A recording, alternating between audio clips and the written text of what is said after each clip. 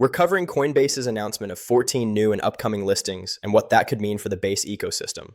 You're watching Base Daily by Optimism Show, where we track the moves shaping Base Chain's future. This is not financial advice. Coinbase typically drives new liquidity and user flows when it lists tokens, and any assets that are native to or bridged onto Base would likely lift on-chain liquidity, trading volume, on and off-ramp activity, and new user onboarding for Base. Key points: first, tokens that are already deployed or bridged on Base and major stablecoins like USDC or TST would have the clearest, quickest impact, boosting DEX volume and bridge throughput.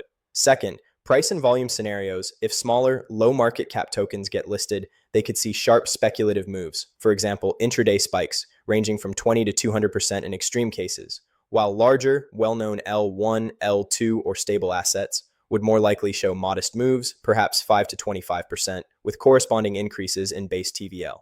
Third, market sentiment is cautiously optimistic. Traders expect a short-term boost, but also elevated volatility around listings. Fourth, ecosystem actions: teams should be ready with custody, liquidity provisioning, and bridge capacity, while builders and DEXs should monitor inflows and user traffic. If you found this useful, subscribe to the Optimism Show and follow along for coverage of how Base, the superchain, and its member chains are evolving. Thanks for watching. I'll see you in the next one.